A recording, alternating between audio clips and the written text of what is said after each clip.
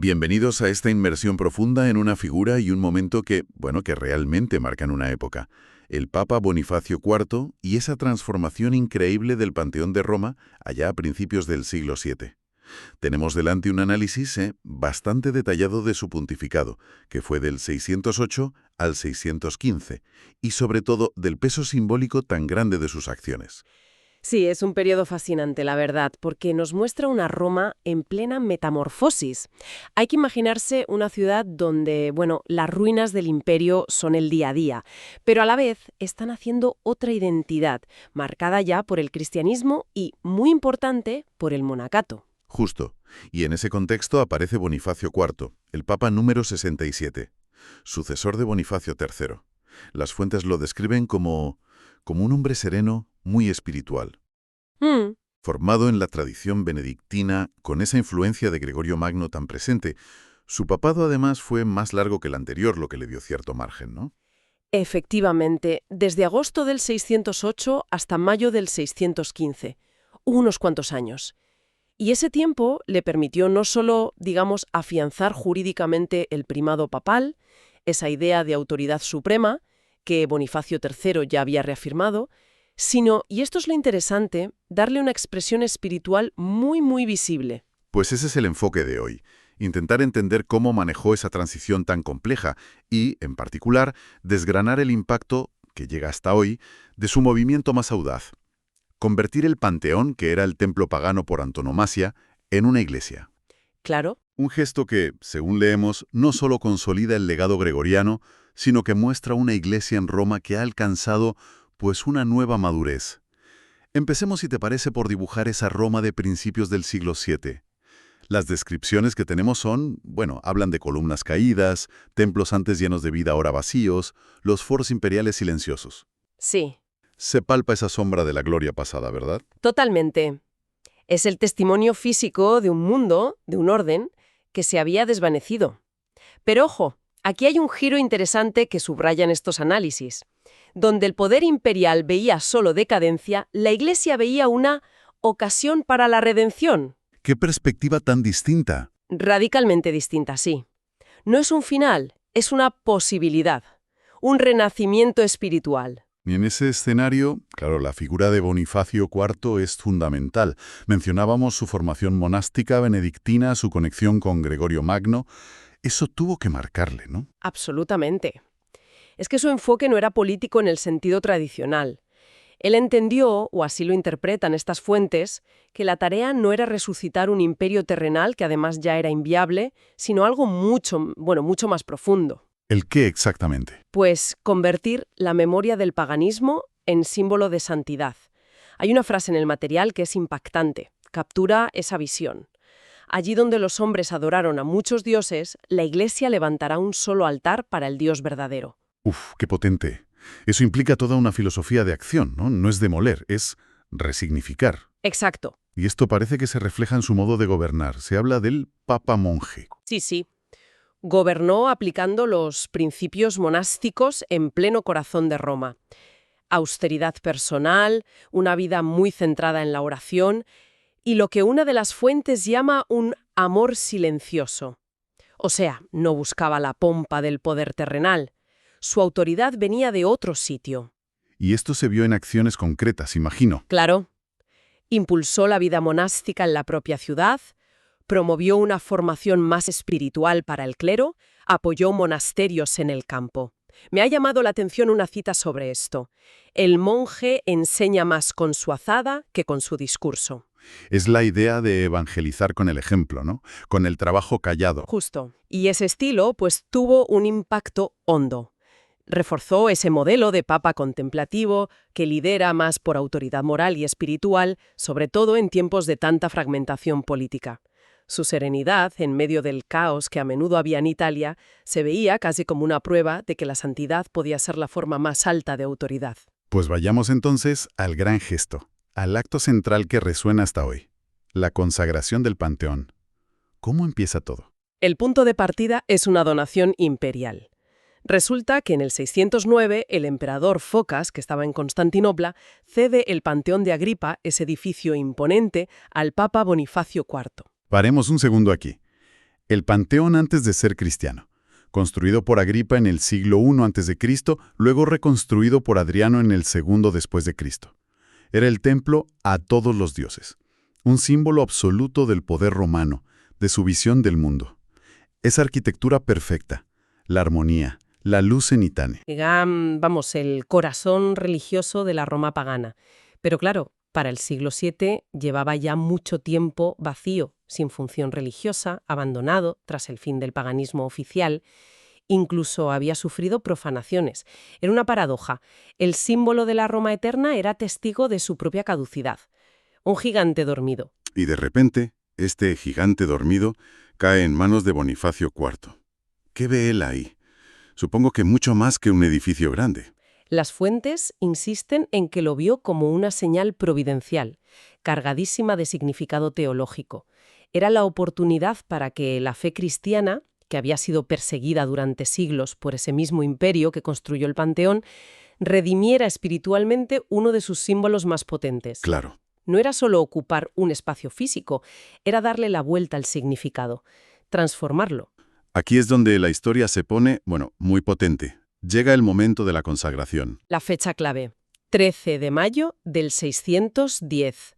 Ese día, Bonifacio IV consagra el edificio y le da un nombre nuevo, lleno de sentido, Basílica de Santa María ad Mártires, o sea, Santa María y todos los mártires. Y el acto central de esa ceremonia, ¿cómo se hizo visible esa transformación? Pues con un gesto de una fuerza simbólica tremenda, el traslado de reliquias.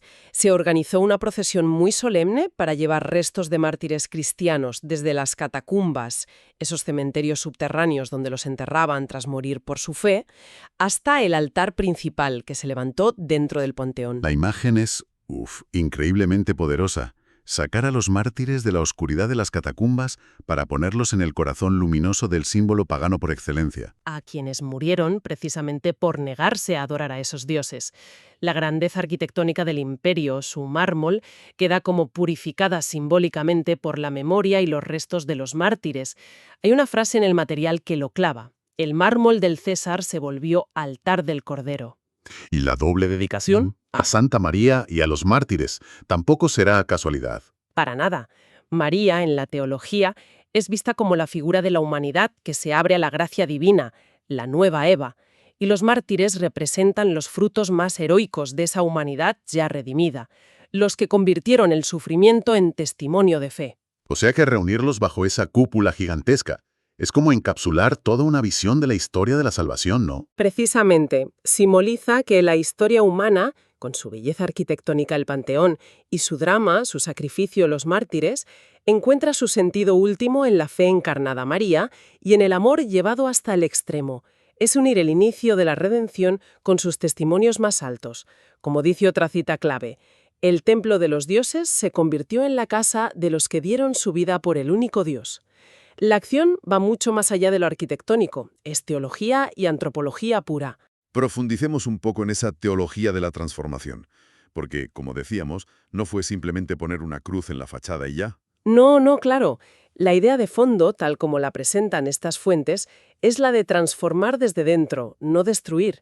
Es un principio que se ve mucho en el pensamiento cristiano. La gracia no anula la naturaleza, la perfecciona, la eleva. Entiendo. La Iglesia, en esta visión, no viene a borrar la historia o la cultura que había antes, sino a asumirlas, a purificarlas y a darles un nuevo significado, un horizonte trascendente. Se menciona un paralelismo con la encarnación, ¿verdad? Exacto. De la misma forma que Cristo asume la naturaleza humana para divinizarla, sin destruirla, la Iglesia puede asumir las creaciones humanas, el arte, la arquitectura, la historia, para reorientarlas hacia Dios. Hay una cita muy clara sobre esto. Dios no hace nuevas las cosas destruyéndolas, sino llenándolas de su presencia. Es una lógica de continuidad y culminación, no de ruptura total. El Panteón mismo se convierte entonces en la metáfora perfecta de este proceso. No se tiró abajo, se le dio un nuevo propósito, se bautizó, por usar una palabra. Justo eso. Representa a la Iglesia acogiendo lo valioso de la cultura antigua, su arte, su ingeniería, y metiéndolo dentro de una visión cristiana del mundo. Otra cita lo dice muy bien. Lo que fue creado por el hombre puede ser ofrecido a Dios, y lo que fue templo de error puede convertirse en altar de verdad. Es una afirmación muy audaz sobre la capacidad redentora de la fe. Incluso la propia arquitectura del panteón empieza a leerse con otros ojos. Sí, y eso es fascinante. La forma circular, que quizá para los paganos simbolizaba la totalidad del cosmos o la perfección imperial, ahora se interpreta como la unidad de toda la creación bajo Dios. Y el famoso óculo, esa abertura al cielo, que pudo representar la conexión con los dioses astrales, se convierte en el símbolo del alma abierta a la luz divina, a la gracia que baja del cielo. Lo convierten en un evangelio de piedra, como dice una de las fuentes. La estructura terrenal abierta a la luz de arriba. Y añaden esa imagen, sí. La luz que entra por el techo del panteón es figura de la gracia que desciende sobre el mundo. Cada rayo de sol que ilumina el interior se vuelve un recordatorio constante de esa nueva relación entre lo humano y lo divino que se sella con la consagración. Hablan también de bautizar la memoria. ¿Qué significa eso aplicado a la identidad de Roma? Pues implica un cambio muy profundo en cómo se entiende la propia ciudad. Roma ya no es principalmente la capital del poder militar y la conquista, sino que se reafirma como centro espiritual, la ciudad del testimonio de los mártires, guiada por el sucesor de Pedro. Entonces, el pasado no se borra, se integra de otra manera. Y eso es fundamental en esta visión. El pasado pagano no se ve como un enemigo que hay que eliminar, sino como materia de gracia. Fíjate, Bonifacio no mandó picar las inscripciones originales ni ocultar la belleza del edificio. ¿Es verdad? Al contrario, permitió que ese esplendor siguiera hablando, pero ahora en un lenguaje nuevo, el de la alabanza al creador de toda belleza. La gracia no borra las huellas del pasado, las convierte en testigos de su victoria, resume una de las fuentes. Esto sienta un precedente importante sobre cómo el cristianismo se relaciona con las culturas que encuentra, ¿no? Sin duda, el mensaje implícito es que el cristianismo no tiene por qué ser iconoclasta o destructor de culturas, sino que busca asumir lo bueno que hay en ellas, purificarlo y elevarlo. La historia humana ofrecida a Dios se convierte en una especie de liturgia continua. Hablemos un poco del legado de este acto y de Bonifacio IV. Mencionan su conexión con la fiesta de Todos los Santos. Sí, la dedicación del Panteón a Santa María y a todos los mártires se considera un precursor directo, como el germen de la solemnidad de Todos los Santos, que se celebraría universalmente siglos más tarde, el 1 de noviembre. La idea de honrar a todos los santos, conocidos y desconocidos, tiene aquí un anclaje muy potente, muy visible. ¿Y qué nos enseña este gesto sobre la visión de la santidad en sí misma? Pues refuerza mucho la idea de la Iglesia como una comunión de los santos, esa unión entre los fieles en la tierra y los del cielo. Y sobre todo, subraya que la santidad no es una meta solo para unos pocos héroes, sino la vocación de todo bautizado. La consagración del Panteón es, en este sentido, una declaración muy visible de la universalidad de esa llamada a la santidad. Cada vida redimida puede ser un templo, cada acto de amor un altar. Los análisis también sitúan a Bonifacio IV como la culminación de un proceso que venía de antes. Ciertamente. Su pontificado se interpreta como el punto álgido de esa larga transformación de Roma, de capital imperial a centro espiritual. Un camino que ya habían iniciado figuras como León Magno en el siglo V y de forma muy decisiva su mentor Gregorio Magno, justo antes que él. La ciudad de los Césares cede el protagonismo a la ciudad de los mártires, podríamos decir. Esa es la metáfora central, sí. Una cita lo dice de forma muy gráfica. El Capitolio cedió su grandeza al Calvario. Roma cambia su eje simbólico. Ya no representa principalmente el dominio terrenal, sino la esperanza espiritual para todos. La Iglesia se consolida como el nuevo corazón de Occidente, no reemplazando al imperio en lo político, pero sí en lo espiritual. Si tuviéramos que destilar el mensaje central de Bonifacio IV a través de estas acciones, ¿cuál sería? Yo diría que es la afirmación de que la verdadera fuerza del cristianismo, tal como él la entendió y la vivió, no está en la conquista externa, sino en la transformación interna. La Iglesia no se impone por la fuerza, irradia fe. No busca destruir lo humano, sino consagrarlo. La misión no es tanto dominar imperios como convertir corazones y edificios, como en este caso. Exacto. Redimir el mundo antiguo desde dentro, asumiendo su legado, purificándolo. La cita final del análisis principal es muy significativa.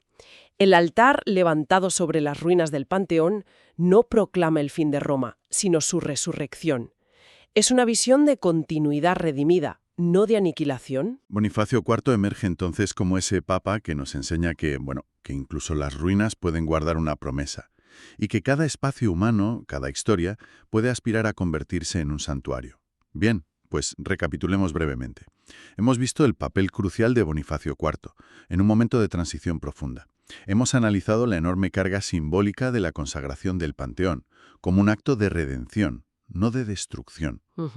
Y hemos explorado la teología que hay detrás, esa idea de que la gracia no borra la historia, sino que la santifica. Sí, ha sido un viaje denso, pero la verdad es que muy revelador, un momento donde se cruzan historia, teología, arquitectura de una forma única. El gesto de Bonifacio con el Panteón, la verdad, sigue dando que pensar. Y como siempre nos gusta dejar una pregunta en el aire, algo para la reflexión más allá de esta conversación. Pues quizá lo que más nos puede interpelar hoy es esa apuesta por transformar y santificar lo que ya existe, en lugar de simplemente demolerlo o olvidarlo.